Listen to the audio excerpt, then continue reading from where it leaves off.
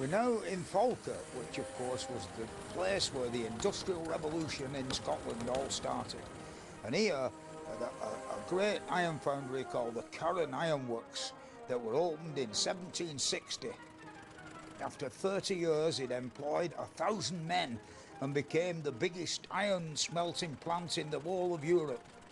It was here James Watt's first castings for his earliest engines were manufactured. Although there's not much of it left now, this area was the cradle of the steam revolution, where Watt built some of the first steam engines. And Watt wasn't the only pioneering engineer working in these parts. This boat behind me is a 3/4 size copy of the world's first steam-powered vessel, and it was designed by an engineer called William Symington. It's called the Charlotte Dundas, and the engine for it was built at the Canals Iron Works, where Symington was the chief engineer. And it was actually designed to pull barges on a canal, which it did quite successfully.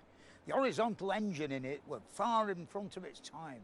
In 1803, it pulled 2 barges laden with 70 tons along a 20-mile stretch of the Forth and Clyde Canal at 3.5 miles an hour, which is really faster than what we're doing with the traction engine.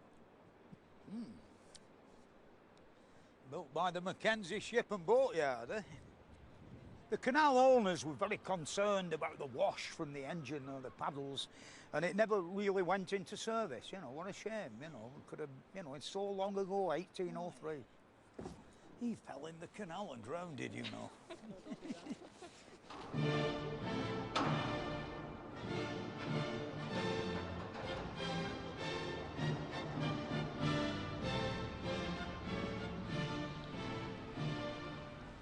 Here where the Charlotte Dundas is moored on the canal, there's a modern wonder of engineering, the Falkirk wheel, the world's one and only revolving boat lift.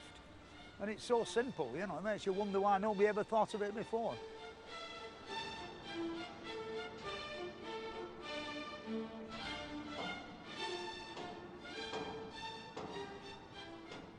It was officially opened by the Queen in 2002.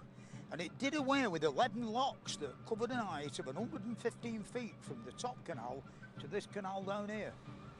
At each revolution, it moves 600 tons of water, and the machinery involved are 10 hydraulic motors, and they're unbelievably efficient.